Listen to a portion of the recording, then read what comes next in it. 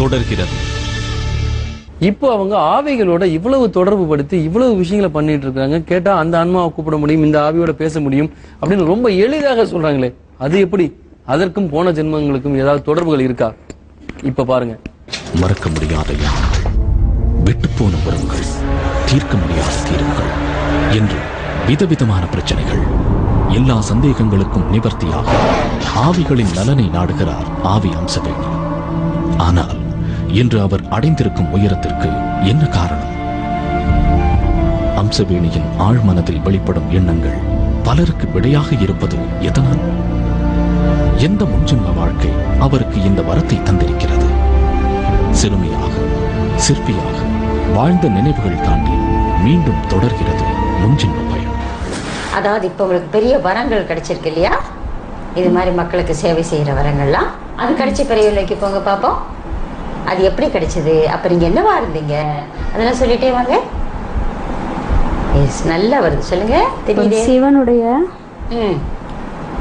கோவில்ல, ஒரு சிவனுடைய கோவில் அப்பவும் ஒரு ரிஷியா இருக்கு. அப்போ ரிஷியா தான் இருந்திருக்கீங்க. பல பிறகுகளில் நீங்க ரிஷியா தான் இருந்திருக்கீங்க இல்லையா? சரி, சொல்லுங்க, மேல சொல்லுங்க. ஒரே ஒரு முறை இந்த பூமியில எனக்கு வாழணும்னு விருப்பத்தை வெளியிட்டேன். என்னுடைய கர்ம வினைகள் இப்பிறவியில முடியணுன்றதுக்காக கடைசி பிறவியா எனக்கு கொடுத்துருக்காங்க, வரமா கொடுத்துருக்காங்க. ஸோ ரொம்ப நிறைவா அந்த பிறவியில் நீங்க எத்தனை காலம் வாழ்ந்தீங்க? 92 வருடங்கள். 92 வருஷங்கள் வாழ்ந்தீங்க. நோய் நொடி எதுவும் கிடையாது? இல்ல. அது அந்த மூலிகைகளோட சக்தியா இல்லை எப்படி? மூலிகைகளோட சக்தியும் இறைவனுடைய சக்தியும், இறைவனுடைய சக்தி, அவனிட்ட கட்டளையும் உங்களை அவ்வளவு தூரம் நல்லா வாழ வச்சதுன்னு சொல்லலாம் இல்லையா? இது எத்தனை வருஷம் முன்னாடி இருக்கும் குறைஞ்சது?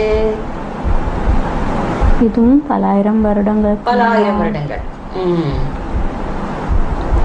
ஒரு பொண்ணு என்னை விரும்பிச்சு அந்த காட்டு பகுதியில ஒரு பிறவியில அந்த பெண் ஒரு ஆணாகவும் ரிஷியாகிய நான் ஒரு பெண்ணாகவும் பிறவி எடுத்து இதை முடிக்கிறோம். அது நான் பிரம்மச்சாரியத்தை கடைப்பிடிச்சதுனால நான் வேண்டான்னு சொல்லிட்டேன். ஸோ வேற ஏதாவது பிறவியில நம்ம சந்திப்போம்னு சொன்னீங்களா? இல்லை என்ன சொன்னீங்க? சந்திப்போம், அது சிவனுடைய கட்டளையா இருந்தது. அந்த கட்டளை உனக்கு பிறவி முடியும் போது நடக்கும்னு சொன்னாங்க. நீ ஒரே ஒரு பிறவி மட்டும் இல்லற வாழ்க்கையில ஈடுபட்டு உன்னால் முடிந்த உதவியை செய்துட்டு நீ மோட்சத்தை அடைவன்னு சொல்லி எனக்கு கட்டளையிட்டாங்க. அப்பவே எனக்கு இந்த சக்தி இருந்தது. அதனுடைய துளிதான் அந்த மோட்சம் அடையக்கூடிய பிறவியில் இருக்கும்னு சொல்லியிருக்காங்க. இந்த பிறவியில நீங்க சந்திச்சீங்களா? இப்ப இருக்கிற பிரசன்ட் பர்த்ல அவங்களை நீங்க சந்திச்சீங்களா? என்னுடைய கணவர் நினைச்சேன். ஆவி அம்சவேணி அவங்க சொன்ன ஒரு விஷயம் என்ன அப்படின்னா, ஒரு முன் ஜென்மத்துல தன்னை காதலிச்ச ஒரு பெண்ணு தான் இப்போ எனக்கு கணவராக வந்திருக்கிறார் எனக்கு அப்படின்னு ஒரு விஷயத்த சொன்னாங்க.